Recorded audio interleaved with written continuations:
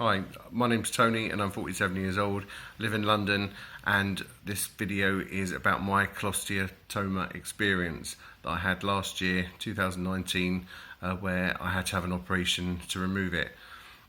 There's a lot of videos on YouTube already that really helped me to go through what I went through last year and to know what to expect, what cholesteatoma was, and to know what to expect for the recovery process.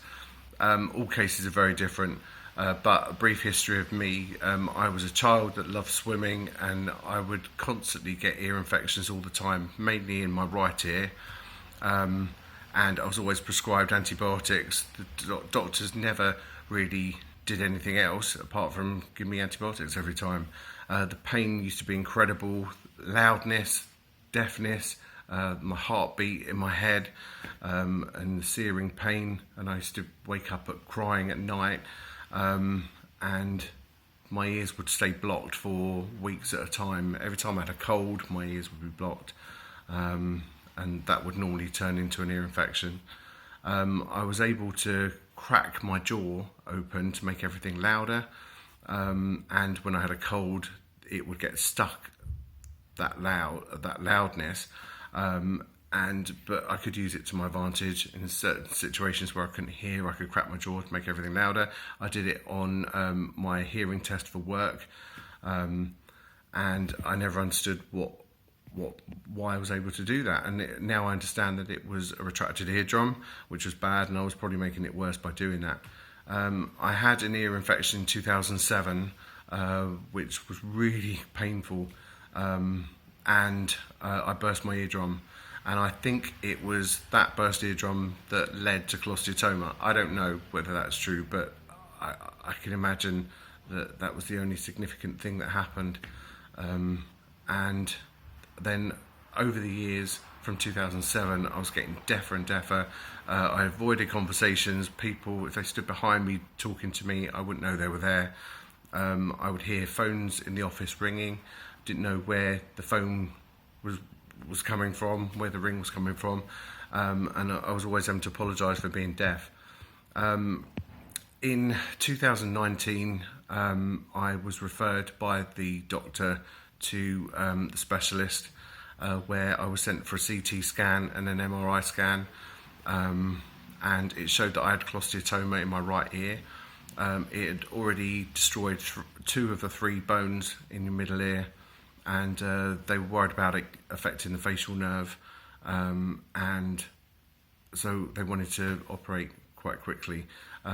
It had made a hole, I believe, in my mastoid bone, which is the hard bone behind your ear, and so when I was going for the operation, as I said, I looked at loads of YouTube videos. There were some brilliant ones out there, and I could see, I knew what was going to happen, but because every case is different, I just wanted to say my experience, that it wasn't that bad. The operation wasn't that bad, and the pain afterwards wasn't that bad. The operation itself was in 2019 at the Royal National Hospital in King's Cross in London, and I woke up after the operation feeling really drowsy, but I was fine. My head was numb. I had a compression bandage on my head that was really tight, and they gave me painkillers, and because I was kept in hospital overnight, the beds at the hospital were raised so I could sleep on my back. I'm used to sleeping on my side, so I knew that was going to be difficult. I couldn't close my back teeth. It felt unaligned, out of alignment, and for the next 2 weeks my life was cotton wool balls put in my ears at night and in the mornings, because my ear was bleeding, not a great amount, but sort of every time I pulled a cotton wool ball out there was blood on it, but it didn't particularly hurt. I didn't have that many painkillers afterwards, and it was manageable. The worst thing for me was the packing that they put inside your ear. It felt like a metre of medicated bandages stuffed in your skull, and that was the most annoying thing. And I I thought at the time that that was why I couldn't close my back teeth down, because of the bandages. Every time I swallowed, I could taste the bandages or the packing, and I could smell it. My ear stuck right out here. It was right out. My head was kind of misshapen where it was swollen, but all that went down. The scar behind my ear has improved. I can feel it, but it's not really bad. And unfortunately for me, I went back for a scan about a month back, and the cholesteatoma has come back.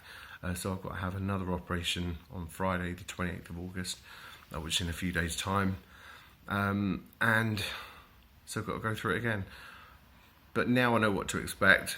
I know it wasn't as bad as I thought it was going to be. And if any of you have got that coming up, then please don't worry too much. If you've been through years of ear infections like I have, then it's nothing compared to that. And one day I'll have another operation to replace the bones that have gone in my ear with titanium. So that's something else to look forward to. But good luck, and any questions then please ask. Thank you.